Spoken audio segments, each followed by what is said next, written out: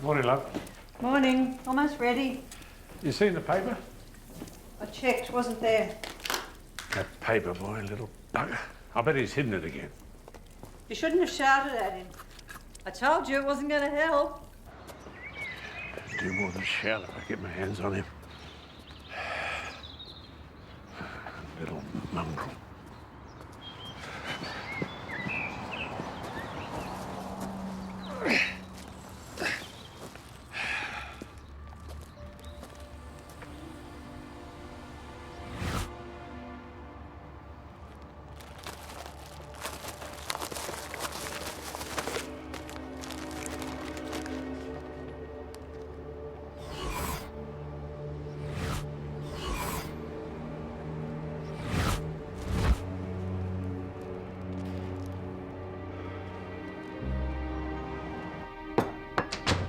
If the eggs are too soft, I'll put them in the microwave. Christopher, brekie's ready. Christopher? Chris?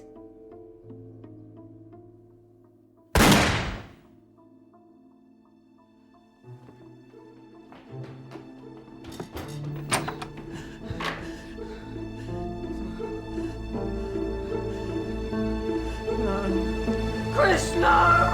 No! No!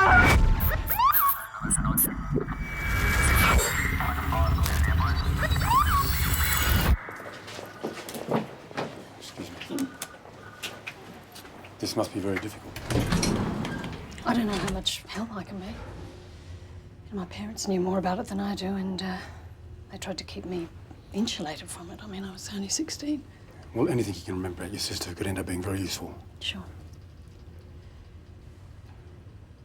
Is it true they were tortured? I read in the newspaper Look, that we're not exactly sure what happened to them yet. Stuff in the media. A lot of that isn't true. I'm sorry. This way, thanks, ma'am. I'll just go and see where we're at. If you wouldn't mind waiting here a minute. it's been 30 years. That's another minute.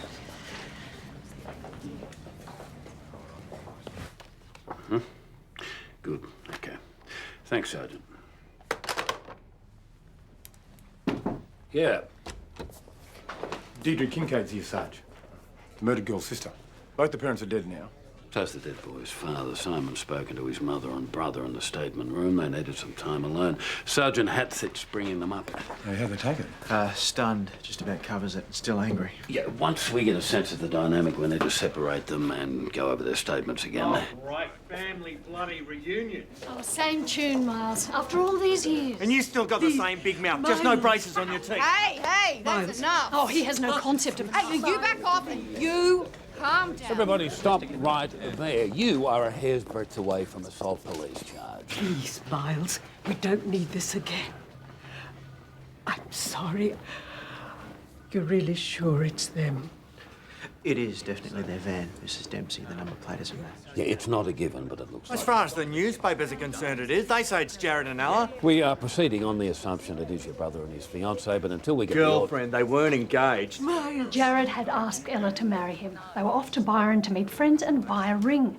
They were as good as engaged. Yeah, and Jared was as good as getting his pharmacy diploma until he met your sister and then dropped out. They fell in love. Oh, crap! She got him stoned. Okay, come on, settle down. He thought he loved everybody. Hey! That's enough.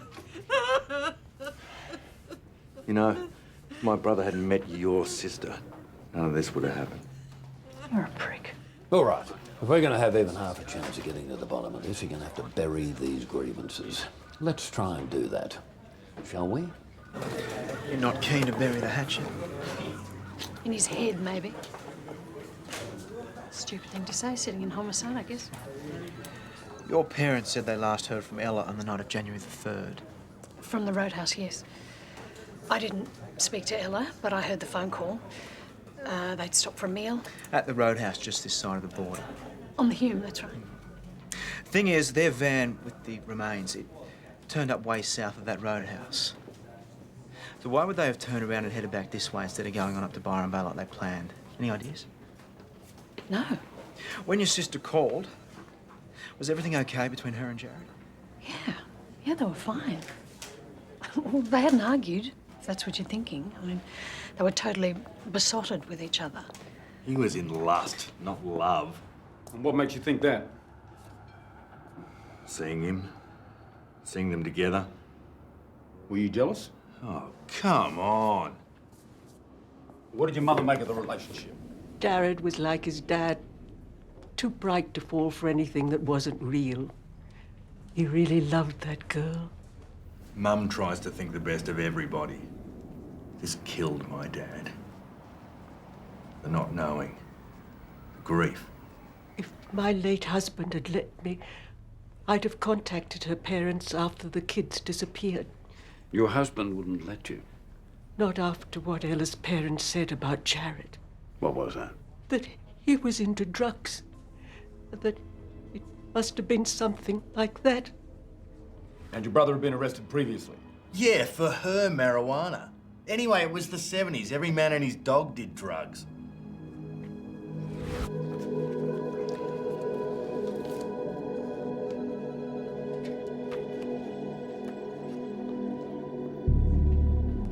So much for the summer of love. Their van had been in the bottom of that dam for years. Yabbies picked them clean, timed it to rest. It took a drought to find them. Right, let's get started. What's our focus on this? Okay. Starting from scratch, New Year's Day, 1978, Jared Dempsey, 24, and Ella Corcade, 22, set off from Melbourne to join a hippie community up north. On the evening of January 3rd, Ella calls her folks from this roadhouse, Rising Sun, just south of the border. 3 days. Leisurely trip. Yeah, the roadhouse is their last contact, last time they're seen. After that, they just disappear. Not even their V-dub is found until now, in this dam here, south of the roadhouse. So the big question is, apart from who killed them, why were they heading back to Melbourne? Anything to suggest a problem between the two kids? Maybe they got into a fight, decided to call it quits and head back? Doesn't look like it. Apparently they were all over each other. And they were clearly seen at that roadhouse? Yes, according to the statements taken by the detective in charge. A bloke by the name of Spotswood, Detective Inspector. Yeah, Spotswood, I remember him. He was a good cop. Go on. Well, of the 13 people in the roadhouse at the time, only 5 were ever tracked down, including the roadhouse's owner and his wife. They gave statements to Spotswood. All remember seeing the couple, but that's all they do remember. It says here Jared Dempsey was done for possession. Could the disappearance be drug-related? But the possession bus was full of a bit of weed, not exactly a motive for double murder. Okay, where to from here? Do a search, find some witnesses that could be contactable? It's not likely after 30 years. Well, if you've got a better idea, Simon, we'd love to hear it. When is the autopsy scheduled? Happening. Pathology will get on to us when they've got something. All they currently have is a pile of bones. Okay, work it out amongst yourselves who attends. Until then, focus on witnesses. Yeah, I had the place for 40 years. Good times. Sold up a few years ago after the wife died. Moved down here. Want a beer? No, thanks. Not allowed. Oh, yeah. You're on duty. You do remember the night we're talking about, Dusty? Well, I remember the year afterward. Them ghouls coming through the door asking questions about the poor kids. Like something out of Twilight Zone. Alien abduction was big in those days. You spoke to Detective Spotswood several times. What did you tell him? That's a long time ago, fellas. Talked about the youngsters. He looked happy, had a good feed, sat in a booth, canoodled. Just 2 kids off on an adventure. Now, I remember the girl asked me for change so she could make a phone call, and she done that. They paid for the feed and left. And that was the last you saw of them? Yeah. We're trying to figure out why they would have headed back to Melbourne instead of driving on into New South Wales. You don't remember anything that could help us with that? Well, for my money, it had something to do with them 2 hitchhikers. What 2 hitchhikers? Well, I had told the detective about that. There was these 2 blokes touting for a ride. They were hassling me customers, so I gave them the bum's rush. Were these guys still there when the young couple left? Don't know. They weren't inside, I can tell you that. 'Cause I had to threaten to call the cops to get them to leave, you know. Not that they were nasty types or anything, just pushy. And a bit like, what'd you say? Creepy, you know? The ride they wanted. Where were they headed? Melbourne, I think.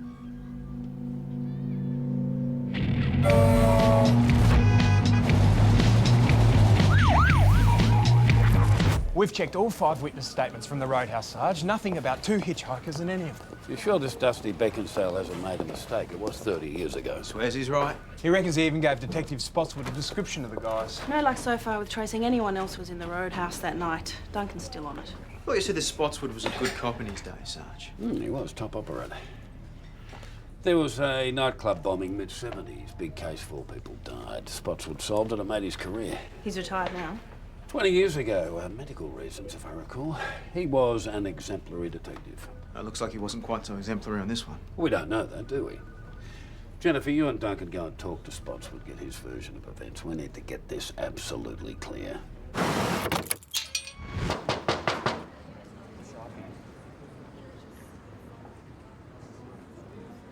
Mr. Spotswood?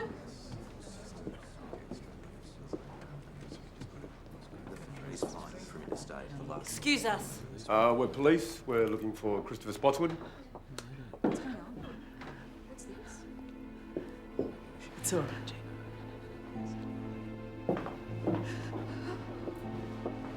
What on earth do you think you're doing? Ma'am, we need to speak to ex-Inspector Spotswood.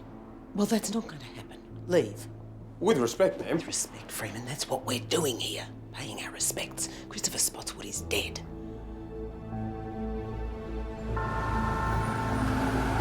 They did nothing wrong, Bernice. Try telling Judy Spotswood that.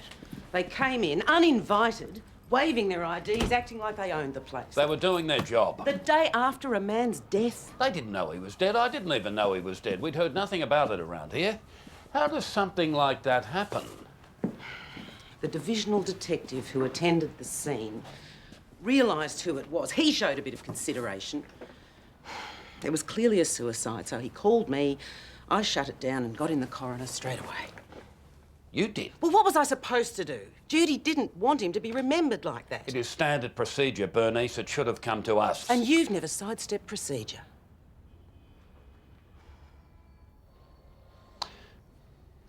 That happened 2 days ago, is that right? Yep. They're awaiting release of the body before they can organise a funeral. It's a mess. Judy's a mess. Do they know why he did it? Out of the blue. I've requested the scene notes from the on-call detective who attended. I'm sorry. You knew him well, didn't you? Back when I started out, he helped steer me through some pretty tough times. A mentor? Yeah. And eventually a close friend, him and Judy. But not until after he retired. That was a shock too. When was that? 87, 88? He just tossed it in. I was almost as upset then. So what was it Mapplethorpe and Freeman wanted? This young hippie couple, it was Spotswood's case. There's a discrepancy between the statement notes he took and the recollections of one of the witnesses. What sort of discrepancy? The owner of the roadhouse where the kids were last seen remembers 2 hitchhikers, and there's no mention of them in any of Spotswood's paperwork. Well, it was 30 years ago, Stanley. Maybe the man's mistaken. Mapplethorpe and Freeman aren't so sure. Both were tortured before they were killed. Looks like 2 assailants, doesn't it? Why do you say that? Angles of impact. It appears that one attacker was left-handed, the other one was right-handed. The male received stabbings on the legs, the arms, and high up here on the back. A total at least 27 times. At least. Yes, and the other penetrative wounds that didn't strike bone. Chops, slices, severings. The weapon? Yeah, it'd be a very sharp, thin, pliable knife, like a fencing knife. It sometimes deflected off bone, made marks like this one here on the right scapula. Deliberate. Meant to cause extreme pain, not to kill. Torture. It wouldn't have been over quickly. The male's death was eventually due to his throat being cut. Vicious. So hard you can see a mark on the front of the vertebrae here. The female was also tortured.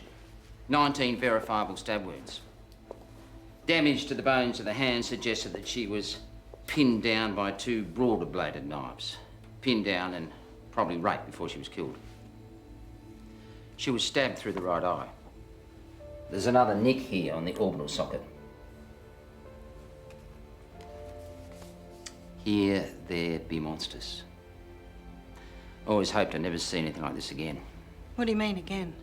Well, there are other cases, other bodies. Exposed bone, flaps of skin, the soles of the feet cut open, Achilles severed so they couldn't run, eyes cut out like hers, skull smashed. Variety's a key signature apart from the left-hand, right-hand thing. There's one absolutely consistent detail. Their noses, sliced off. Oh, Jesus. Yes, you can see these nicks here around the nasal cavity. It was about smell. He was very focused on smell. He? Yes. Except I've always believed there were two assailants, not just one. I know the identity of one of the killers in this case. I'd stake my super on it. Take a look at the photographs again. Study them. Wait, I got trouble finding these in me fridge.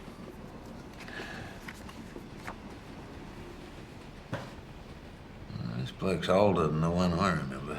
Try and think back. Was that man in your roadhouse the same day Jared Dempsey and Ella Kincaid disappeared? Same eyes. You know, like I told you. Creepy. No, I couldn't swear to it in good conscience. No, sorry. Anton Marley. Life in prison, never to be released. The highway butcher. Who comes up with these phrases? So what leads us to him? The wounds are identical to those on later victims. You dealt with the later cases? Some of them. It was my second year on the job when Marley's victims started coming through. It took 7 more years to catch the bastard. Well, the Marley murders were solved in '87. That's 10 years after these two people disappeared, right? Yeah, in late 1987, Marley murdered 2 teenage girls that led to his arrest. All these other victims predated the teenage girls, going back 7 years. Yeah, which leaves a 3-year window between Marley's first known victim back to this couple. So why are we so sure that the other murders and this one are connected? Their remains. They're compelling evidence, ma'am. If Marley was travelling south and he was at that roadhouse, these 2 kids could have been his first victims. It wasn't just him. There was always speculation Marley had an accomplice. He never gave him up. 2 killers, then? 2 hitchhikers? Marley always claimed that the left-hand, right-hand thing was him, that he was ambidextrous. But I never believed he acted alone. You need to find his partner. So you now have Marley tagged with this other person? We're not absolutely certain of that, ma'am. The roadhouse owner, Dusty Beckonsdale, did pick out Marley's photograph, but it wasn't exactly a definitive ID. Well, do you have a description of the second man? Dusty Beckonsdale is working with the facial recognition unit now, ma'am, but still 30 years. You need to interview Marley. A request has already been put in with the Office of Corrections. I think there is another avenue of inquiry that we need to pursue, Senior Sergeant. I'm sorry, Stanley, you were right. I should not have interfered when Christopher's suicide was reported. I've been given the notes from the scene. There was a newspaper on his desk when he shot himself. Open at the article about Jared Dempsey and Ella Kincaid.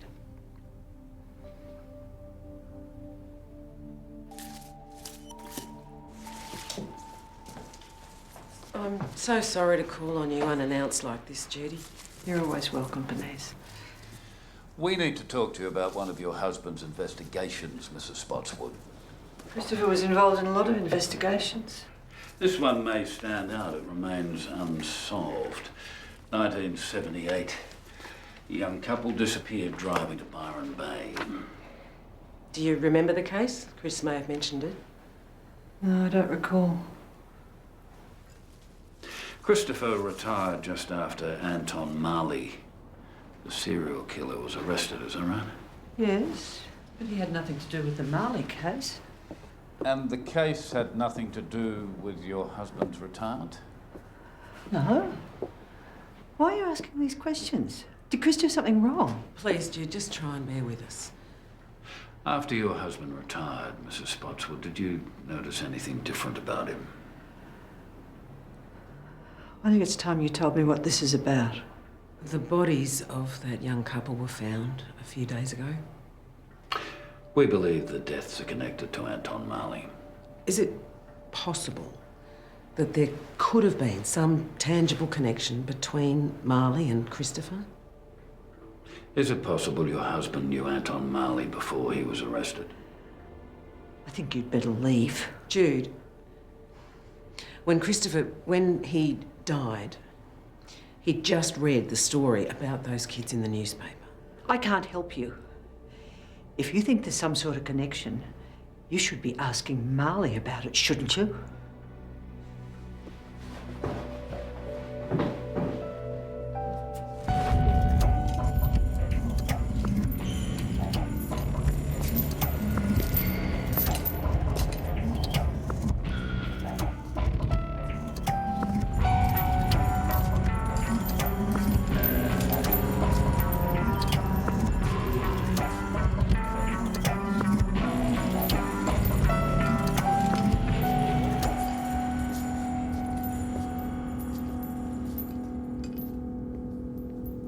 Beautiful day.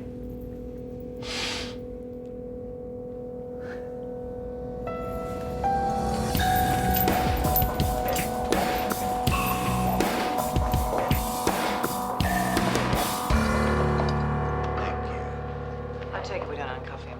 I take it you want to celebrate your next birthday. Okay, you guys can leave as well. He's still our prisoner. And anyway, he's used to us. Like a bad smell, eh, Colin? You never quite stop noticing it. Is this a formal interview? Would you like it to be? I wasn't asking you. Sure. We'll turn on the recording equipment, caution you. And you'll get nothing. Better to keep it casual, much more relaxed. Fine. I'll order tea and scones. Wit. And a change of perspective. What did I do to deserve it? We think you've been selling us short, Marley. We think that you have a couple other murders up your sleeve. Is that right? Yeah. So we can arrange another change of perspective if you like. Yes. A bribe? You disappoint me. A stick, mate. Not a carrot. We were thinking more along the lines of a spell in solitary. Not much of a stick. I enjoy my own company. I'm the only person who really understands me. That'd be right. So why don't you just ask me what you need to ask me, then we can all get on with our lives. I have 8. Did you know? 8 concurrent life sentences. One more, be a breeze. So hey, why not cooperate? It's fine, Colin. Testing reflexes. Very good. Well, you never know your luck. Ask away.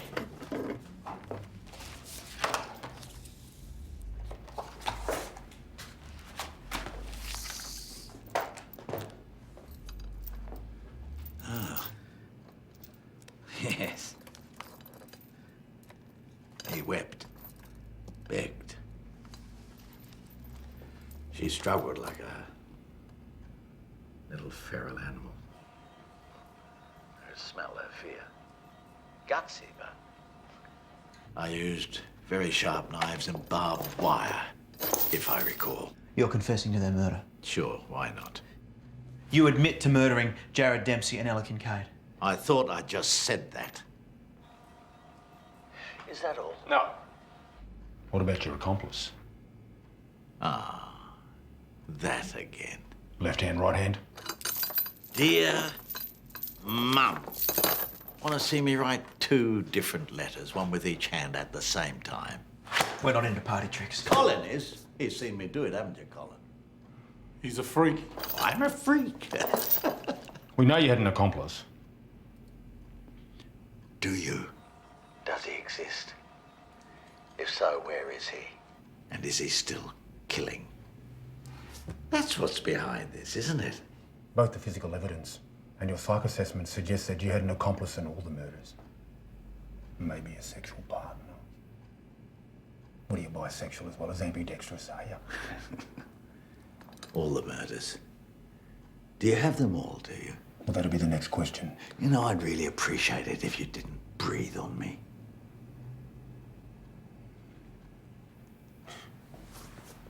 So, 2 questions. A, my supposed accomplice, and B, other victims. Let's start with B, shall we? Why not? How's your maths, detectives? Numbers in series. Yeah, sure. If Jared and Ella were the first, there's a gap of 3 years. Now, we reckon there's at least 2 other events missing from the sequence as a whole, maybe others even earlier. So you want to confirm any of this for us? No. Unless you'd like to agree to a mutual accommodation. What, quid pro quo? Your friend likes his pop culture. You give me something, I'll give you something. Quid pro quo. Give you something. Something you already have. Memory lane. A trip down. We'd have to ask our boss about that. Understandable. Probably falls into the category of supplying pornography, but what's pornographic is so subjective, don't you think? Well, in the meantime, why don't you give us a show of good faith and tell us something we don't know? Fair enough. Sounds reasonable. Well? Why don't you speak to Christopher Spotswood about A, my supposed accomplice? You know Christopher Spotswood. Ah, detective. Quid pro quo. Do not even begin to consider that Christopher Spotswood might have been his accomplice. But why would Marley pull his name out of the air like that? It's about who this is, the second hitchhiker, Marley's accomplice. He exists. And Marley is saying that Spotswood is somehow the key to finding out who it is. Is this a good likeness? No, I wouldn't hang my hat on it. It's a long time ago, and this is a projection of what he might look like now. So we've run the face? No matches. Yeah, even with the tattoo. And the spider tat's not common. So we're back to Marley then. Memory lane. He wants to see crime scene photographs of his victims, to preen, relive the moments. Dead women, dead children. He wants sick images of rotting corpses and open wounds. Well, we've got them. We've got the crime scene photos of the ones he went down for. We show him those, and maybe he'll give us something then on A and B. No, I will not allow that creature any gratification whatsoever. I agree. You need to keep at him. What about Spotswood's personal notes? His diary. His daybook, his personal notebook. Can we access those? No harm in asking. Well, maybe we need a warrant. Judy Spotswood wasn't exactly happy about our last visit. You're right. You stay on Marley. I'll come with you.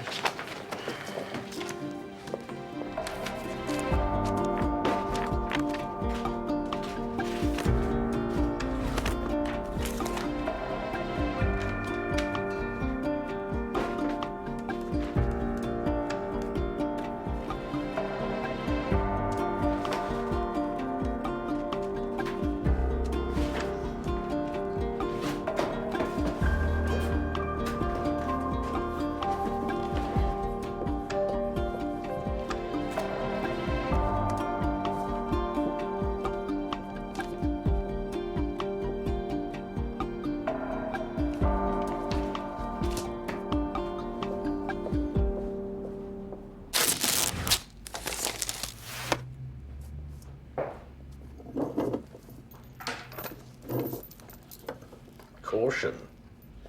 Highly commendable. Cigarette? You're doing well enough to get the coffee.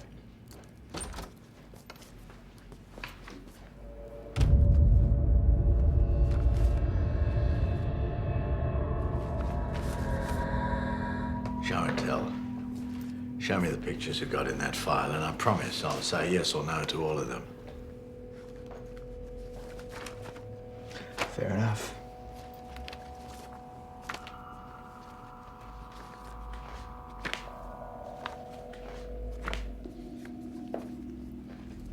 What is this? Missing persons. From the 2 years that we haven't got bodies with your signatures all over them. Any faces ring a bell? I'm not interested in faces. I was thinking of something more forensic, if you get my meaning. Yeah, of course he was. Colin's right. You're a freak. Am I? Define freak. A freak is something out of the ordinary, yes. Something significantly unusual. Like a detective in a designer suit, a man who overcompensates for his own perceived inferiority by slipping on a cloak of slick, neat shirt, sharp shoes, a dash of cologne, dye the stink of his own fear. A man who sits and smiles and pretends nothing penetrates. When really, oh my God, it cuts him to the bone, through the slick to the bloody pink bone. That's a freak. determined not to scream at all the veiled insults, all the hidden contempt. God, I'd love to have worked on you. Yeah, those that fight back, grit their teeth, they're the ones that scream loudest in the end. You sure about that cigarette?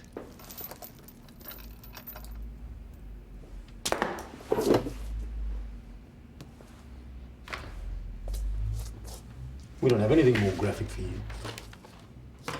It's your own fault. You hid them too well. Come on, be honest with me. What you really want in exchange is the name of an accomplice, right? We want to know how many more. A or B. You're gonna have to do better than that. Ma'am, Sarge, we may have something. We've been going through Spotswood's personal notes. We figured if he deliberately removed these two men from the case, he must have had a pre-existing reason to do it. So we went back even further. To 1975, the Westwood Club bombing, and he mentions a source. A source? Spotswood had an informant on the bombing. That's how he cracked it. In here, he makes a diary note of a meeting with W. Could be the break, 3 exclamation marks. This is a couple of years before Jared and Ella's disappearance. From then on, over the next few years, W turns up regularly in his notebooks. He becomes a regular informant to Spotswood. Then here, just after Jared and Ella's disappearance... Met W and M. Put it to bed.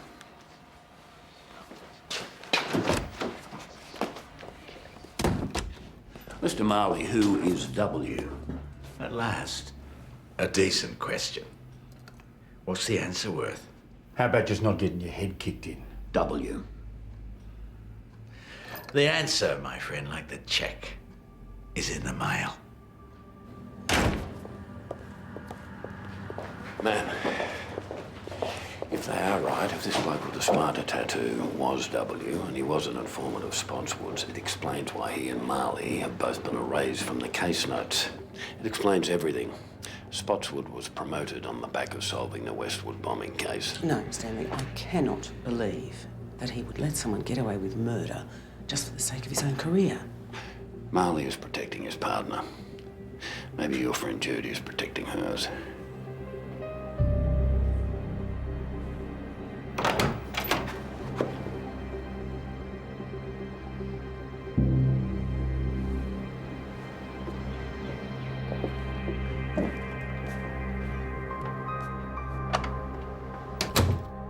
Christopher never said anything to me about that investigation into the bombing. I'm sorry, Judy, I don't believe that.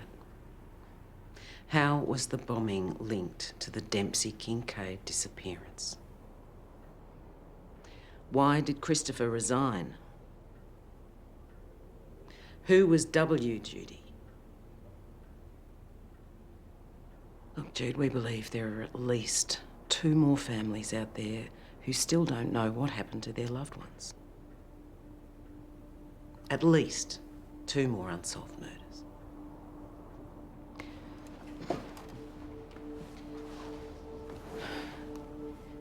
Now Chris is gone. Do you really believe he'd want you to keep his secret now just to protect his reputation?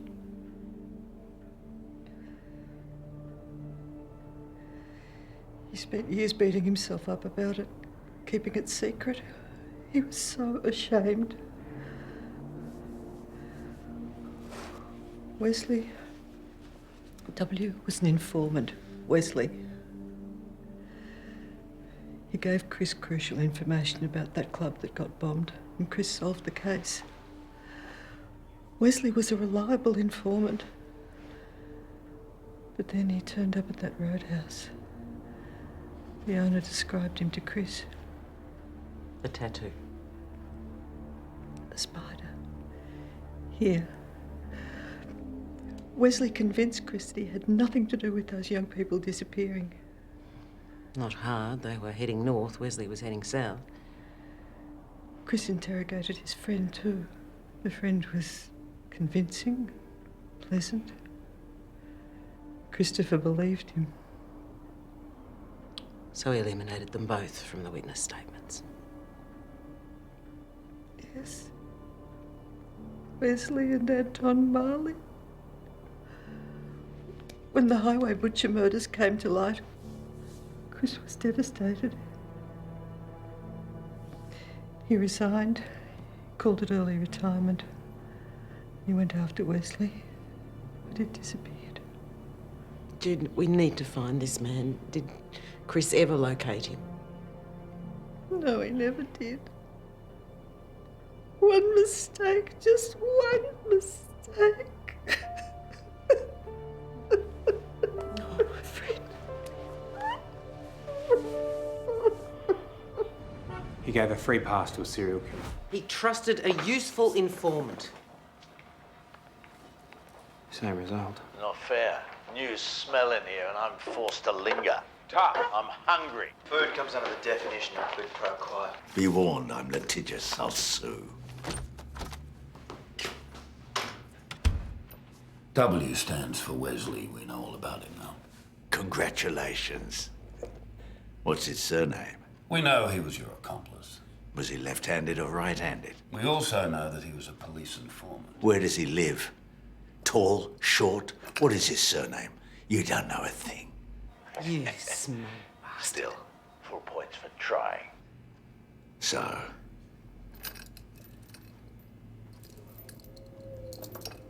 Mine. Mine. Gritted his teeth. Begged.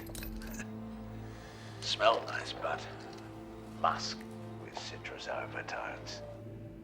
Play your cards right, I'll tell you where they're buried. Where is Wesley? And what is his surname? I've already told you. The answer's in the mail. Maybe he means it literally. The answer's in the mail. These guys get fan mail all the time. Good thought. He's allowed to write too. Vetted, probably. We can ask. Okay, so who does he write to? Thanks. Can you email that list to us as soon as you have it? Great. Tell you how long it'll take? It's on file. 10 minutes. Probably be a big list. I'll call Karen. Get some uniforms up here to help us follow up. Check the addresses. A woman called Wanda. Marley wrote to her regularly until about 5 years ago, and then he stopped suddenly. We checked the address. It was a one-bedroom apartment. There was never a Wanda living there. But we did speak to the estate agents. The tenant of record for that period in time was a Wesley Stephen Simpson. Good work. Tell me he left a forwarding address. No, sorry, ma'am. He just dropped off the map. No driver's license, nothing. But maybe we've got all we need. Maybe now we can squeeze Marley for some more points.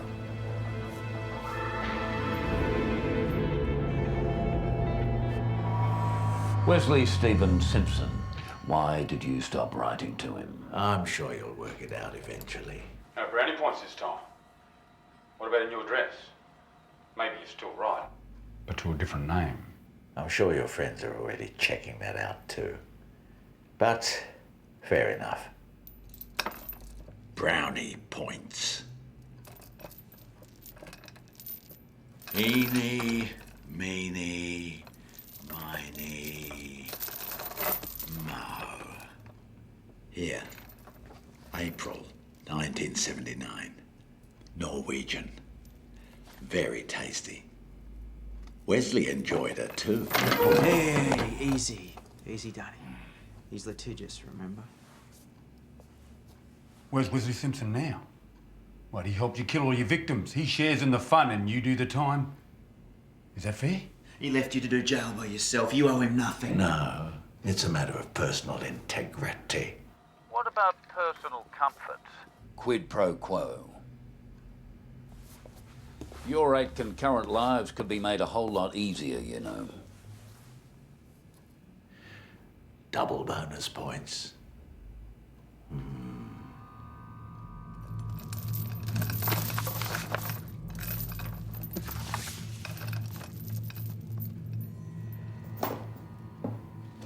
Her name's Gail. Drama student. She'd have gone far. She did a nice line in Screaming back in '79. And the extra special super duper bonus points. Give me a piece of paper. I've had my fun. I'll give you an address.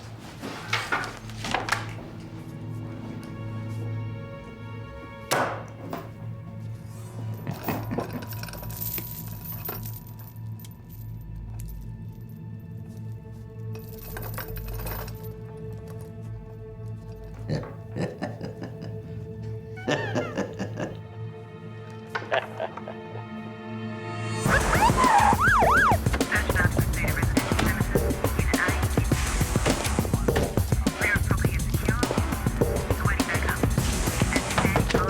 open up.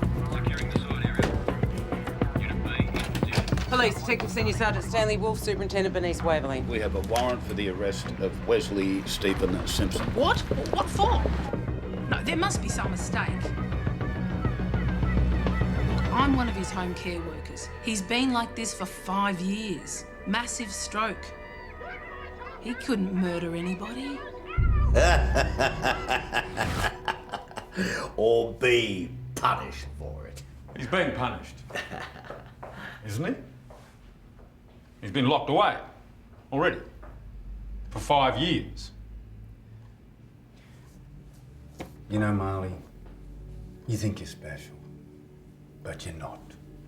You see, I wear this suit because I like it. I decide what the world sees. I have a choice. You don't. Every day you're the same sad, empty monster. Yeah. Nothing special. Nothing memorable. You're pathetic.